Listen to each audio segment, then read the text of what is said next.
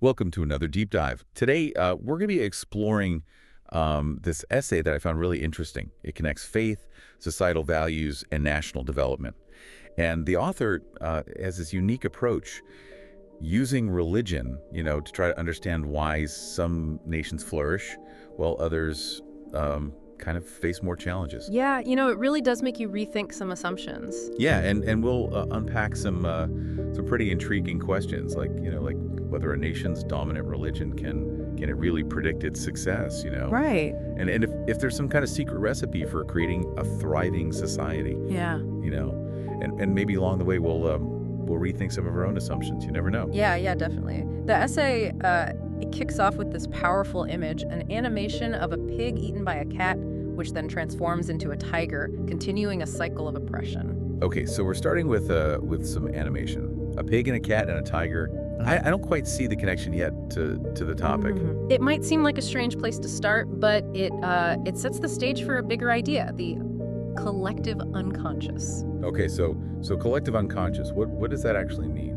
Well, you can think of it as inheriting patterns of behavior, almost like a blueprint that we get from our culture, even if we consciously want to do things differently.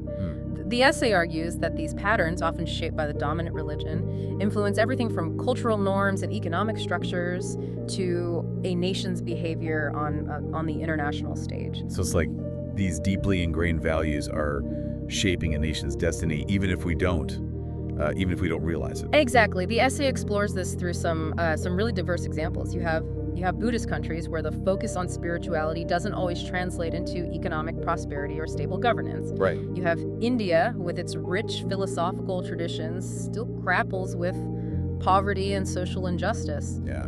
And Islamic countries, known for their emphasis on charity, often experience wealth disparity and extremism. That's a great point. It's like on paper these faiths have strong moral foundations, Yeah. but the reality on the ground doesn't always match up. Now, amidst all these different examples, the author seems particularly drawn to the Jewish model. Yeah, what's interesting about the Jewish model is how their values manifest in tangible societal structures. Yeah.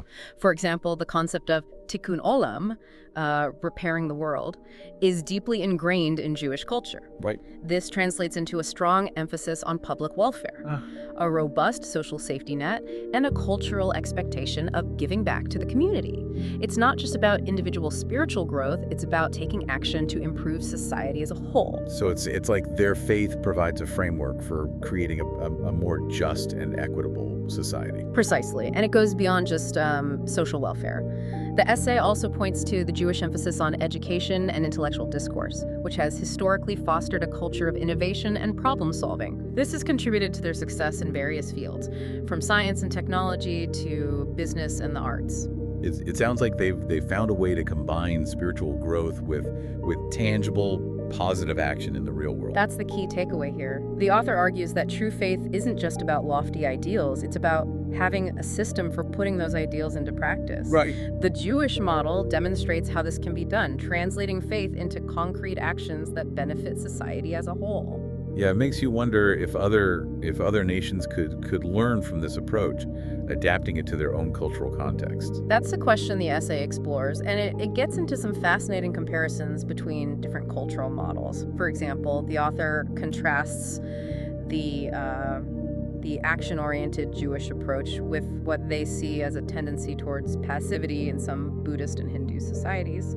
So is it a case of some cultures prioritizing spiritual pursuits over practical solutions to real-world problems? That's one interpretation the essay offers. The author argues that simply focusing on achieving inner peace might not be enough if it comes at the expense of addressing social injustices.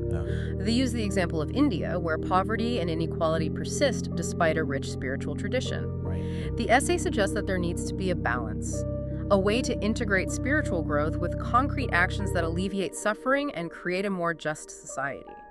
That's a really important point. It makes you think about the limitations of focusing solely on individual enlightenment without taking responsibility for the collective well-being of society. Exactly. The essay challenges us to consider whether true spiritual growth is even possible in a society where injustice and inequality are rampant. It's a question that cuts to the heart of how we define faith and its role in shaping our world. It definitely makes you question whether a nation can truly thrive if it prioritizes spiritual pursuits over addressing practical, real-world problems. The essay doesn't shy away from those tough questions.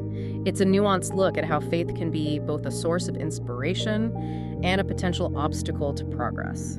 It's all about finding that balance between inner peace and outward action, between individual enlightenment and collective responsibility. And this leads us to another crucial point the essay makes, the danger of becoming the dragon ourselves.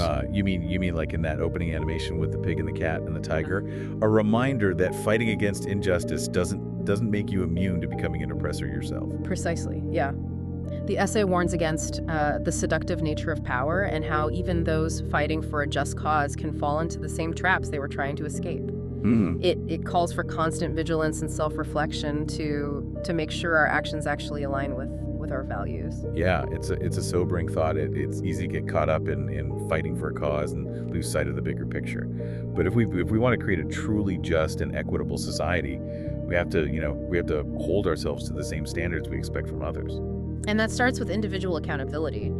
The essay uses the Jewish practice of repentance during the New Year as an example. Okay. It's a time dedicated to looking inward, acknowledging mistakes, and committing to do better. Imagine applying this concept to your own life, taking time for self-reflection, recognizing where you've fallen short, and actively working to improve yourself. That's a powerful idea. It's so easy to get caught up in pointing fingers at others. Yeah. But real change starts with each of us taking responsibility for our own actions. Absolutely. The essay emphasizes the importance of humility and being open to learning from our mistakes. And from others. It uses the Jewish people as an example, again, pointing to their history of learning from different cultures, adopting best practices regardless of their origin. Okay. This openness to diverse perspectives is presented as a key factor in their resilience and adaptability. So it's not about claiming one culture has all the answers, but recognizing that wisdom can come from unexpected places and being humble enough to learn from others. Exactly. The essay argues that this kind of intellectual and cultural exchange is essential for progress, helping us break free from repeating the mistakes of the past and creating a more just and equitable world. That ties back to the essay's main theme, the interconnectedness of faith, values, and national development. Our beliefs influence our actions, and those actions shape the world around us. It's a call to action, not to passively accept things as they are, but to actively work towards creating a society that reflects our highest ideals. And to do that, we need to be willing to have those tough conversations, challenge our own biases, and learn from each other's experiences. Now, the essay also delves into a point that might resonate with you, the dangers of empty theories. Oh, you mean like getting so caught up in abstract ideas and philosophical debates that we neglect to address real-world problems. Precisely.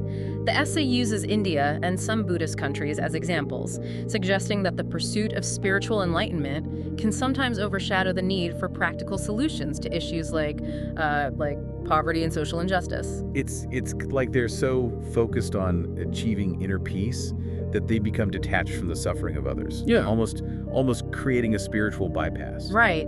The essay argues that true faith isn't just about personal enlightenment, but about translating beliefs into action and working to make the world a better place for everyone. So bridging the gap between theory and practice, making sure our actions are consistent with our values. And that requires systems, framework for putting ideals into action. The essay points to the Jewish legal system, with its emphasis on public welfare and protecting the vulnerable, as a model for translating faith into tangible social structures. So it's not just about good intentions, but about creating institutions and mechanisms that actually promote justice, fairness, and opportunity for everyone. And holding ourselves accountable, both individually and collectively, to upholding those values. The essay makes it clear that this commitment to action is essential for a thriving society. Yeah. It's not enough to just have good intentions. We have to translate those intentions into concrete actions that create a world reflecting our highest aspirations. And this leads us to another critical point, the importance of confronting evil head-on. I'm guessing this goes beyond just personal wrongdoings. Does the essay talk about societal evils, like injustice and oppression? Exactly. The essay argues that some societies tolerate or even ignore injustice, sometimes out of fear, sometimes out of a misplaced sense of compassion. It uses the example of anti-Semitism, where blaming Jewish people for societal problems has led to horrific violence and persecution. That's a chilling reminder that evil exists in the world and that we can't afford to be passive bystanders. The essay emphasizes that tolerating evil only allows it to grow and spread, drawing on the Jewish understanding that even seemingly small acts of injustice contribute to a culture of impunity. So it's like the saying, the only thing necessary for the triumph of evil is for good men to do nothing. We can't just assume someone else will deal with it. We all have a responsibility to speak out against injustice and hold those responsible accountable. And that includes being willing to challenge those in power, even when it's difficult or dangerous. The essay cites the example of Jewish prophets who bravely criticized kings and leaders, even at the risk of their own lives. It's a powerful reminder that true faith requires courage and a willingness to stand up for what's right, even when it's unpopular.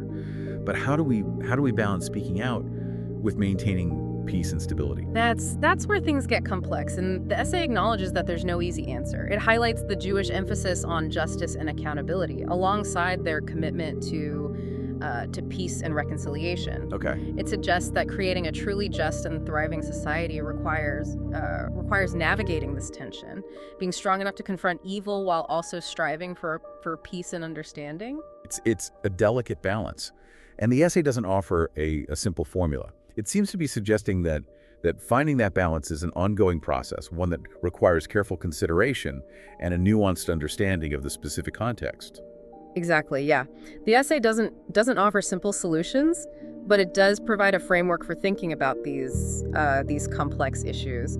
It challenges us to confront injustice without becoming consumed by anger, to seek justice while striving for peace, and to recognize that creating a truly thriving society requires a multifaceted approach. So it's not about choosing one side over the other, but about finding a way to integrate seemingly opposing values. Strength and compassion, justice and mercy, action and contemplation. It's about recognizing that the pursuit of a just and equitable world requires a holistic approach that considers all these dimensions. And this leads us to a fascinating observation in the essay about the historical success of the Jewish people. You mean their resilience and ability to not just survive, but thrive despite centuries of persecution? Exactly. The essay points to their remarkable story of overcoming unimaginable hardships and emerging as leaders in various fields, contributing significantly to global society. What does the essay attribute this success to? Is it their strong emphasis on education and innovation that we discussed earlier? That's certainly part of it, yeah. The essay highlights their focus on entrepreneurship, a strong work ethic, and a deep commitment to education and the pursuit of knowledge as crucial factors in their success. It's almost like they've turned their experience of oppression into a driving force for achievement. The essay frames it as a testament to the power of human resilience and the ability to overcome even the most challenging circumstances. It's a reminder that adversity can be a crucible for growth, and that even in the darkest of times, the human spirit can find a way to flourish. So the essay is suggesting we can learn from the Jewish example, embracing their spirit of innovation, determination, and unwavering commitment to their values. And not just their specific achievements, but their underlying mindset, their refusal to be defined by their suffering, their focus on building a better future, and their belief in the power of education and hard work to overcome obstacles. It's a powerful message of hope and resilience, a reminder that we all have the potential to achieve great things, to overcome obstacles, and to make a positive impact on the world. And that potential is unlocked when we connect with our values, cultivate our strengths, and dedicate ourselves to building a better future for everyone, not just ourselves. It seems like the essay is advocating for a shift in perspective, from seeing different cultures as threats to viewing them as valuable sources of knowledge and inspiration. Precisely. It's about recognizing that no single culture has all the answers, and that we can all benefit from sharing knowledge and experiences, learning from each other's successes and failures. It's a call to embrace diversity, to recognize that wisdom can be found in unexpected places, and to approach the world with a sense of curiosity and humility, recognizing that we always have something to learn. And that brings us back to the essay's central theme, the interconnectedness of faith, values, and national development. The author argues that our beliefs shape our actions, and our actions in turn shape the world around us. Okay. It's a call to examine our own values, ensuring they align with our actions and that we work towards a society reflecting our highest aspirations. So it's a call to action to be more than just passive observers and to actively participate in shaping the world that we want to live in. It's a reminder that we all have a role to play in creating a more just, compassionate, and equitable world, and that role begins with each of us, with our own choices and actions. It sounds like the essay is urging us to step outside our comfort zones, to engage with different perspectives, and to challenge our own assumptions about how the world works. It's about recognizing that creating a thriving society is an ongoing process, a journey that requires constant effort, collaboration, and a willingness to learn from both our successes and our failures. Yeah. What are some of the key takeaways that stood out to you? Well, for me, it's the power of perspective, Yeah. Like how looking at these issues through the lens of religion can reveal insights you might otherwise miss. Yeah, it's fascinating how the essay connects these individual stories to the bigger picture of national development. It's like we're all pieces of a giant puzzle, and by understanding each other's experiences, we can start to see how everything fits together. And that brings us to the essay's final and perhaps most thought-provoking question. If you could design a society based on the best aspects of different cultures, what would it look like? That's a big question. It really challenges you to think about what values and principles are most important for creating a truly thriving society. Would your ideal society prioritize individual freedom or collective responsibility? Would it focus on material prosperity or spiritual enlightenment? Interesting. Would it value tradition or innovation? That's a fascinating thought experiment. There's no right or wrong answer, but by grappling with these questions, we can start to envision a future that's even better than the present. It reminds me of how the essay encourages us to learn from different cultural models, not to copy them blindly, but to identify strengths and weaknesses of each approach. Yeah, the essay doesn't offer a blueprint for a utopia. Instead, it gives us a framework for thinking critically about the values that shape our world and for imagining a future that's more just, compassionate, and equitable. Yeah, it's not about finding a one-size-fits-all solution, but about understanding the complexities of different approaches and adapting them to our own unique contexts. This deep dive has really highlighted the power of perspective, how looking at these issues through the lens of religion can reveal insights we might otherwise miss. The essay reminds us that the pursuit of a just and thriving society is an ongoing process, a journey that requires constant effort, collaboration, and a willingness to learn from our mistakes. And it starts with each of us. Our choices, actions, and the values we choose to uphold all contribute to shaping the world around us. As we wrap up this deep dive, we hope it sparked your curiosity and challenged your thinking. Absolutely. We encourage you to continue exploring these ideas and to consider how you can apply these insights to your own life and community. Yeah. Remember, the conversation doesn't end here. Keep questioning, keep learning, and keep striving to make the world a better place. Thanks for joining us on this deep dive. Until next time.